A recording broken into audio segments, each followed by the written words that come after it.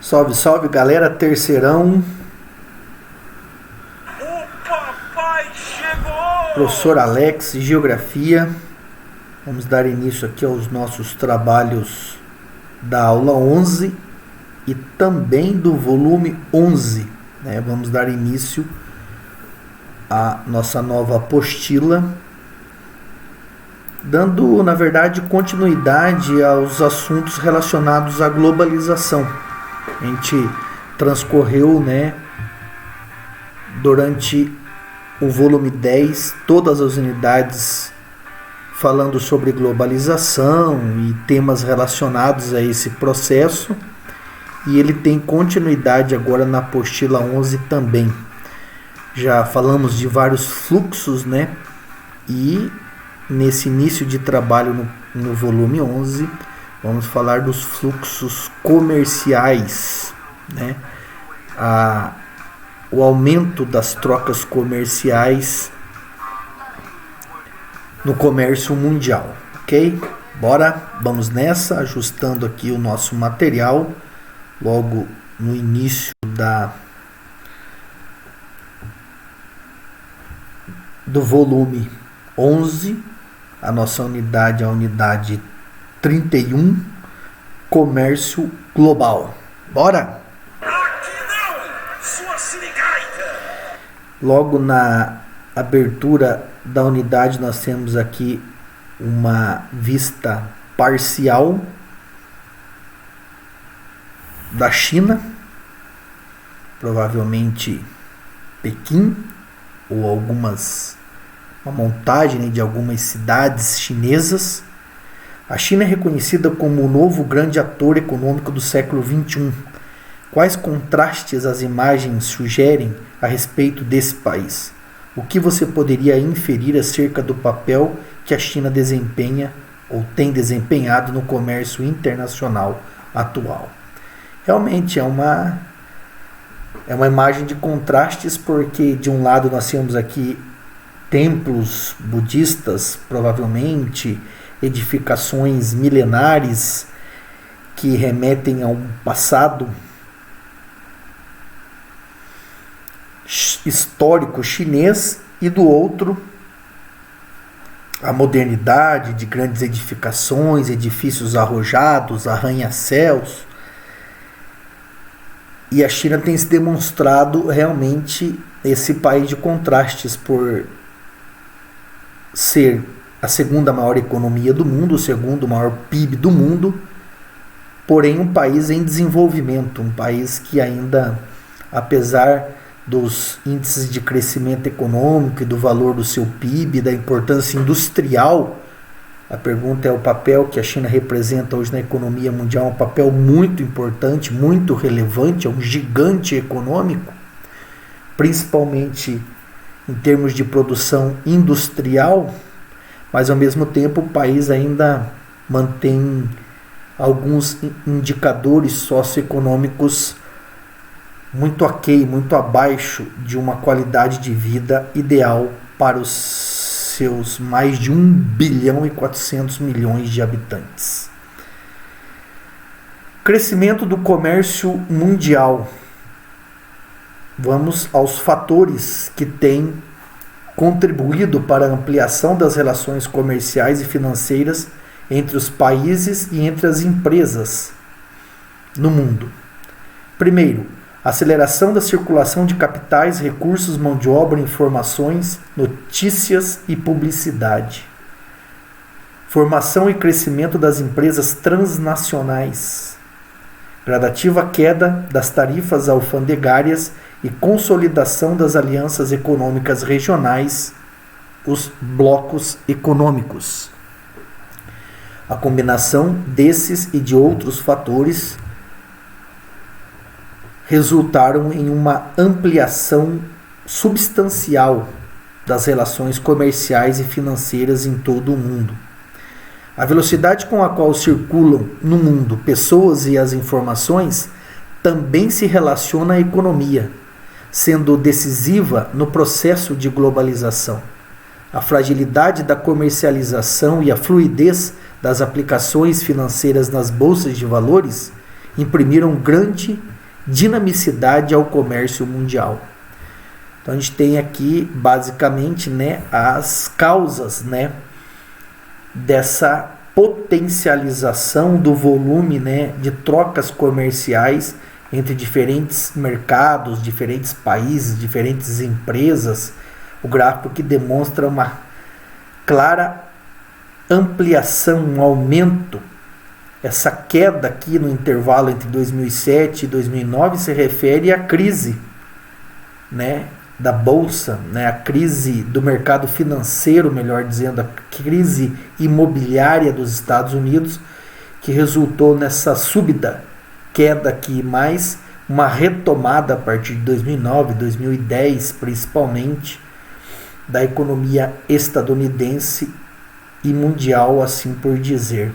Claro que, projetando a linha desse gráfico aqui para os dias de hoje, também observaríamos uma queda por conta aí da pandemia, então de grandes eventos que acabam influenciando na economia global. Desde meados do século XX, a formação de empresas ou corporações transnacionais foi outro fator que contribuiu para a ampliação das transações comerciais em escala mundial. Em um cenário cada vez mais competitivo, com o acirramento da concorrência global, uma série de pequenas empresas, muitas delas locais e tradicionais, faliram. Outras optaram por fusões, juntando seu capital a fim de expandir os negócios no mercado exterior. A expansão geográfica das empresas transnacionais pelo mundo tornou o processo produtivo mais rentável, dividindo suas etapas por meio de terceirizações. A terceirização é, portanto, a transferência de parte do processo produtivo de uma empresa, a qual passa a ser executada por outra empresa, com foco nessa etapa. Se bem realizados, os resultados dessa estratégia de divisão do trabalho tendem a melhorar a qualidade de produtos e serviços, pois estes podem ser feitos com mais eficiência. A empresa que terceiriza parte do processo produtivo de suas mercadorias busca não apenas o aumento da produtividade, mas também a redução de custos e de conflitos trabalhistas. A sigla DIT, Divisão Internacional do Trabalho, corresponde à fase do capitalismo financeiro, a terceira fase do capitalismo.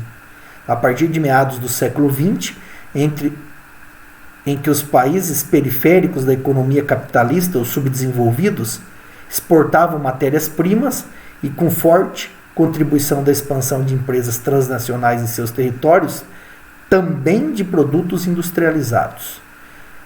Os países centrais de economia capitalista ou desenvolvidos, por sua vez, exportavam predominantemente produtos industrializados, em especial de alta tecnologia e elevado investimento. Essa é uma caracterização da NDIT, da nova DIT, né? Um pouco ou muito diferente da DIT clássica, aquela estabelecida, por exemplo, durante o período colonialista ou neocolonialista, em que os países, até então colônias, eram apenas fornecedores de matérias-primas, economias primárias. Tinha uma indústria praticamente inexistente e dependiam da importação de quase todos os produtos industrializados. Então essa é a antiga DIT, a DIT clássica. De um lado as colônias, fornecendo matérias-primas, commodities agrícolas, minerais, energia, e do outro lado os países industrializados, que forneciam produtos industrializados. Essas eram as relações comerciais da antiga DIT, da antiga Divisão Internacional do Trabalho. Essa que nós temos aqui na apostila é a NDIT, é a nova DIT. Muitas das ex-colônias se tornaram países independentes e alguns também se industrializaram, diversificaram a sua economia. Então, não são mais e exclusivamente dependentes de economia primária. Também exportam produtos industrializados. E muitos desses países se tornaram industrializados, como o texto mencionou, devido ao papel das empresas transnacionais que transferiram a sua cadeia produtiva ou parte da sua cadeia produtiva para esses países, em busca de matérias-primas, de mão de obra barata, de energia barata, de mercados consumidores em potencial, de leis ambientais e trabalhistas mais flexíveis. Existe uma série de questões envolvidas também nesse movimento, né, da descentralização da produção industrial em todo o mundo. Terceirização, como o próprio texto explicou, transferência de parte do processo produtivo de uma empresa que passa a ser executada por outra empresa, que só realiza aquela única etapa da produção. Tem se tornado cada vez mais frequente o processo de terceirização. Aqui, à vista do Centro Financeiro de Londres, no Reino Unido, sede de várias empresas transnacionais. A indústria automobilística normalmente utiliza a terceirização no processo de produção dos veículos. Uma grande empresa automobilística transnacional, ao produzir determinado modelo de automóvel, repassa a outras fábricas, muitas vezes situadas em diferentes regiões do mundo, a produção de parte de componentes, peças e acessórios desse veículo. Assim, o que é terceirizada é a produção dessas peças, como faróis, itens de segurança, equipamentos de som, etc. O papel da OMC, né, Organização Mundial do Comércio, que é de estabelecer as regras, regulamentar. Está aqui a palavra-chave do papel, da função da OMC. Regulamentar os acordos que regem o comércio internacional de produtos e serviços, bem como os fluxos internacionais entre os países. A OMC segue princípios que garantem a livre concorrência e a abertura dos mercados dos países para importação e exportação, além da entrada e saída de capitais.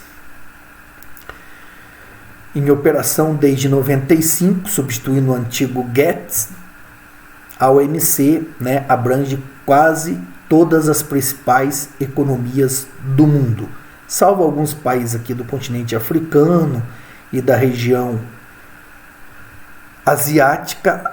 Quase todos são signatários, são membros da Organização Mundial do Comércio.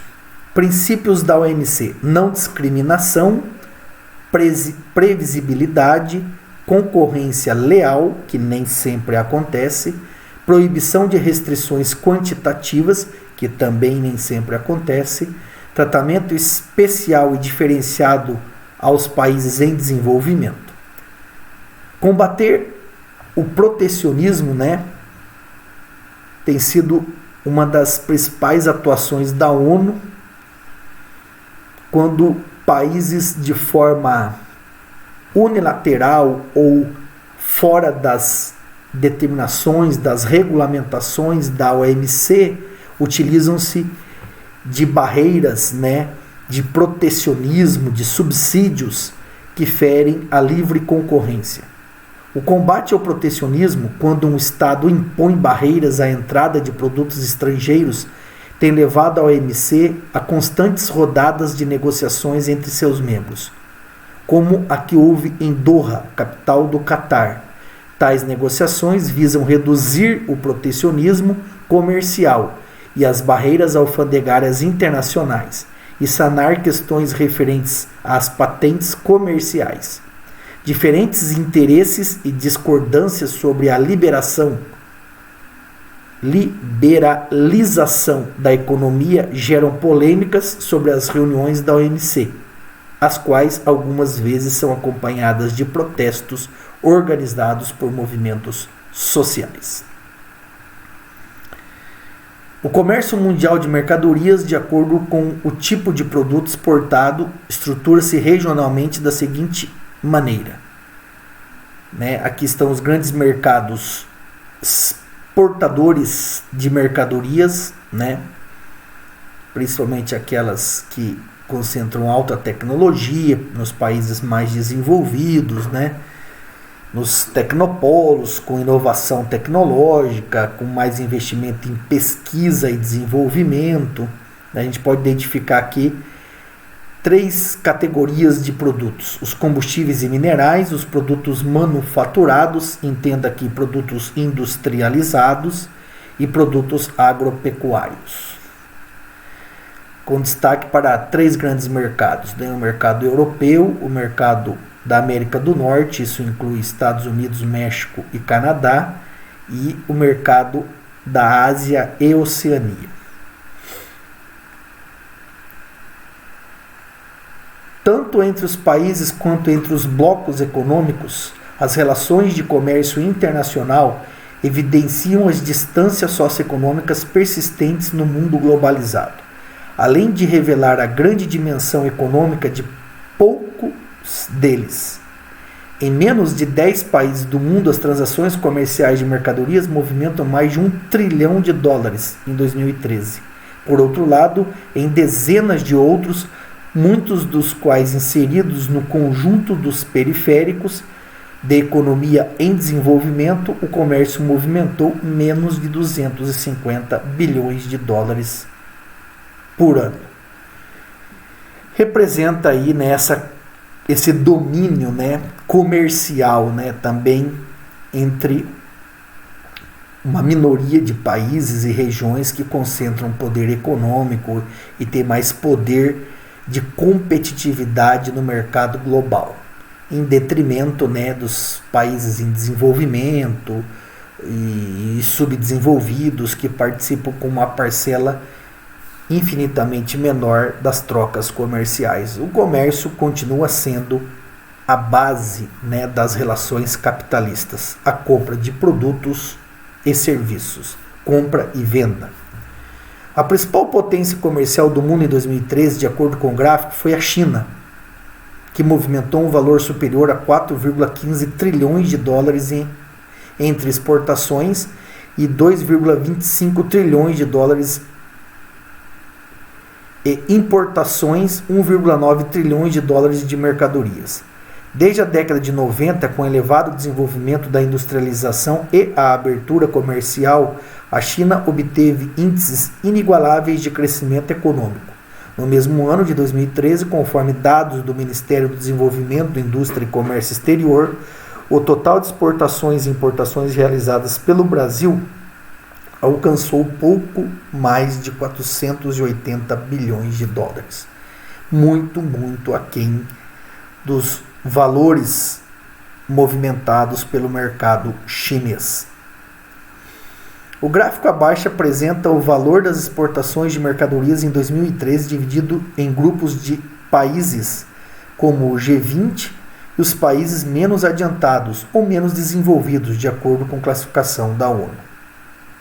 A OMC não enquadra os países nas categorias desenvolvidos e em desenvolvimento, pois, de acordo com a organização, os próprios países se colocam nessas categorias.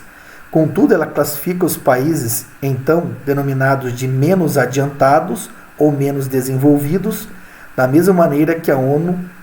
O significado de algumas classificações será estudado adiante. De acordo com a OMC, atualmente haveria 48 países menos desenvolvidos ou menos adiantados no mundo. A maioria deles no continente africano.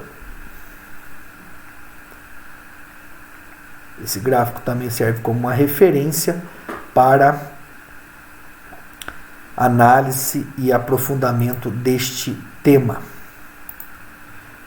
Ficando assim, então, pessoal, esse início de trabalho da apostila 11, tema relacionado especificamente às trocas, aos fluxos comerciais. A apostila citou fluxos comerciais e financeiros, mas principalmente aos fluxos comerciais. Fica mais uma vez para vocês a dica, né, das atividades de apostila, do caderno de atividades, e também a possibilidade de a gente aprofundar essas discussões nas nossas aulas ao vivo, ok? Eu vou ficando por aqui. Para vocês eu deixo aquele velho conhecido Beijo no seu coração. fui!